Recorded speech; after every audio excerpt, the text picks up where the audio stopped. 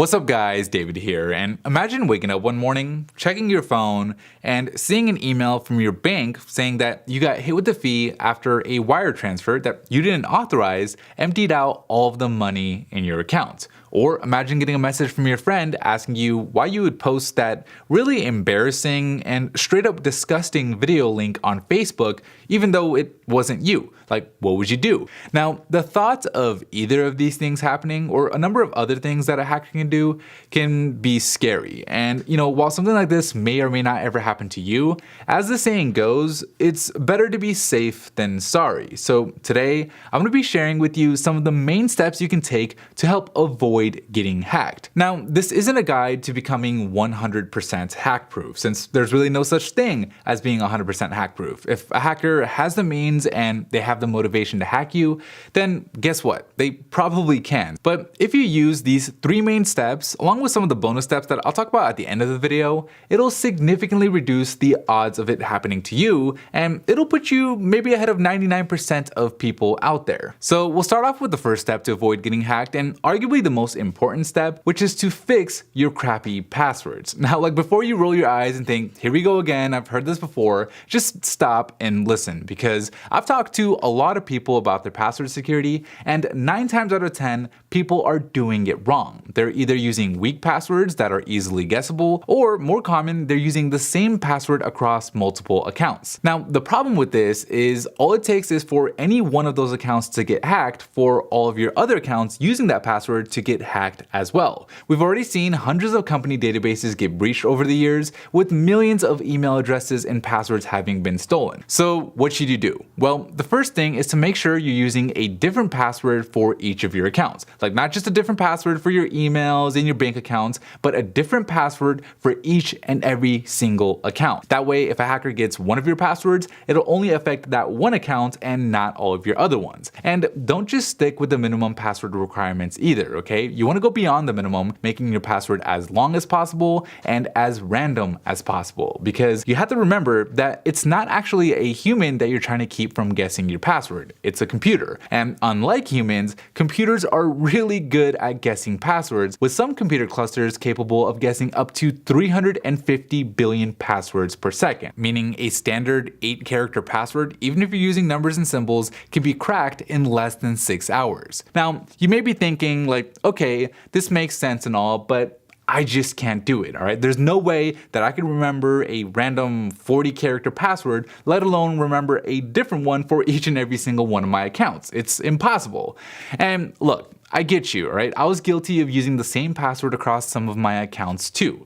But the thing is, nowadays, you don't actually have to remember all of the passwords yourself. That's what a password manager is for. The one I've been using is Dashlane, who are actually cool enough to sponsor this segment of the video, which does all of the remembering for you. That way, you can have a different password for each and every one of your accounts without having to worry about memorizing them. I personally don't know most of my passwords, and I don't need to, because all my passwords are securely stored in Dashlane using the strongest encryption technology available. All I need to know is my master password, which you first set up after you download the app that gives you access to all of the rest of your passwords. Of course, just because you don't have to know all your passwords doesn't mean that they can be just anything, right? They still have to be long and they still have to be random. And the best way to go about making these strong passwords is using the password generator right within Dashlane itself. You can adjust how long you want your password to be, whether or not it uses characters, and it'll even rate them on a scale of 0 to 100, letting you know how strong they are, which makes the whole process of going back and changing all your old passwords a heck of a lot easier. Now, helping you generate and remember all your passwords is great, but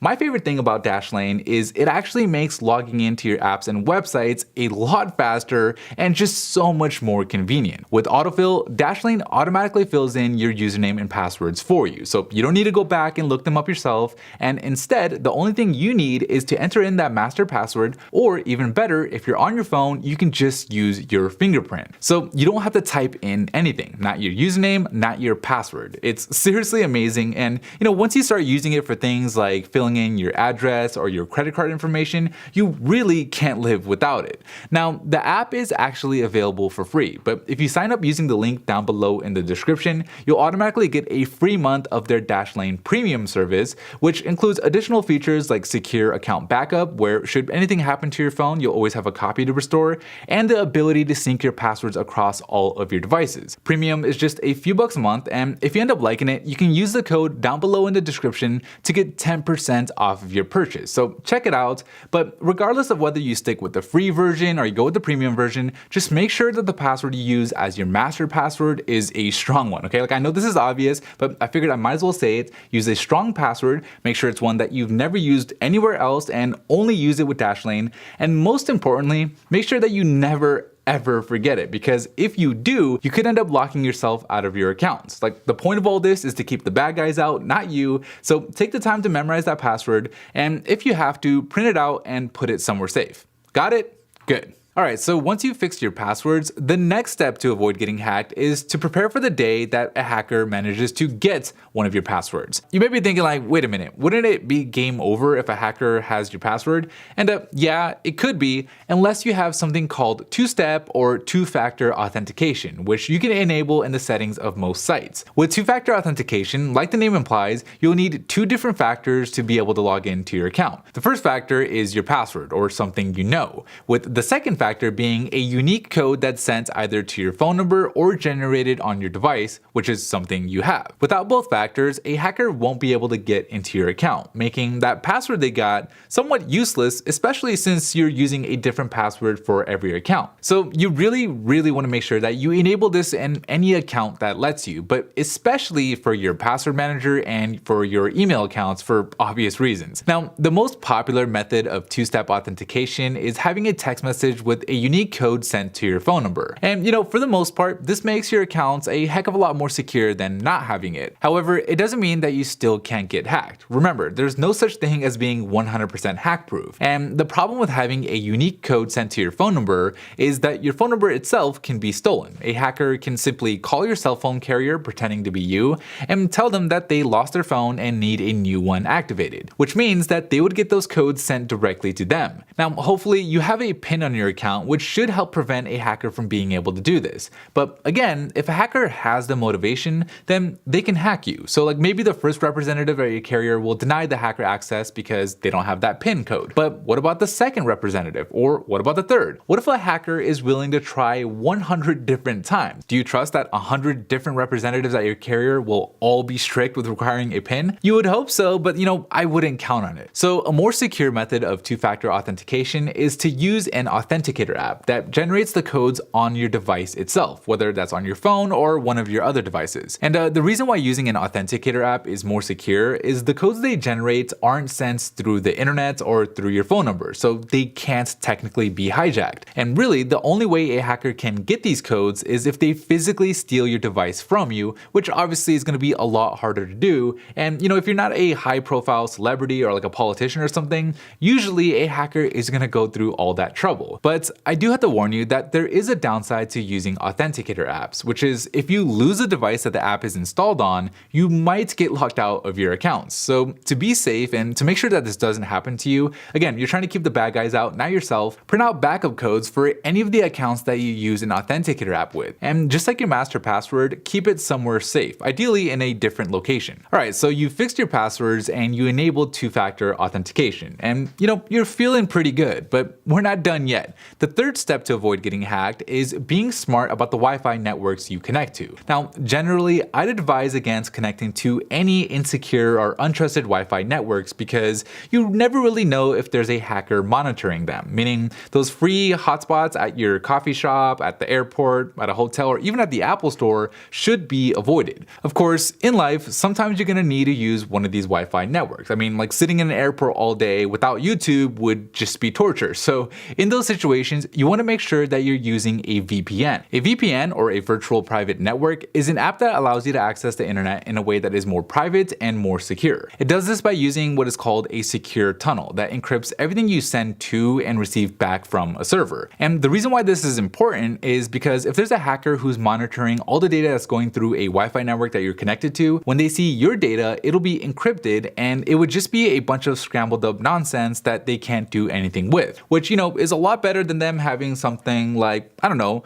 your username and password. So use a VPN anytime you're on an untrusted network, otherwise you might just give away the farm. Okay, so those are the 3 main steps you can take to help avoid getting hacked. But for those of you who stuck around, and for those of you who are looking for even more security, here are the bonus steps that I promised you earlier. So step number 4 is to turn off Bluetooth and Wi-Fi on your phone whenever you're not using them. Bluetooth especially has been known to be vulnerable to a hacker's attack even when it's not connected to a device. So when you're in a public space and you're not using it, just turn Bluetooth off. Step number 5 is to avoid falling for phishing scams. If you ever get an email or a text message from an unknown contact claiming to be something like your bank and asking you to log in using a link, just don't do it, okay? Because there's a good chance that the link is to a website that looks like your bank, but is only meant to steal your login information. Step number 6 is to use a strong PIN code on your phone. Like, don't be lazy and use the 4-digit code. I know you're used to it and I know it's convenient, but that's why you have a fingerprint scanner. In fact, just go with an alphanumeric password to really make sure your phone is more secure. Step number 7 is related to step number 6 in that you should never give that PIN code or password to anybody. And whenever you're in public, make sure you only use a fingerprint scanner or an iris scanner because you never really know if there's a hacker standing over your shoulder watching you put in your PIN code. Step number 8 is to hide sensitive information from showing up on your lock screen.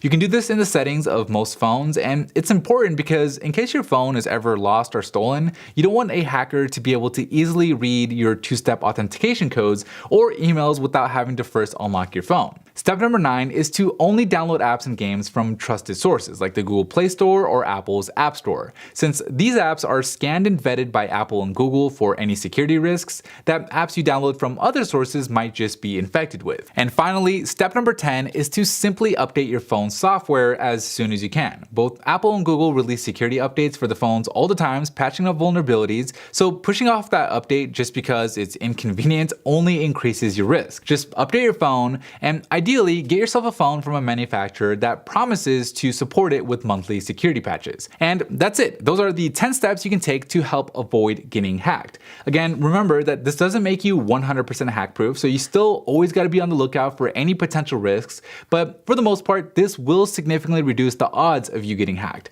Anyways, that is it for me in this video. I really hope you guys found it helpful. Thank you guys for watching, and as always, I'll see you in the very next episode.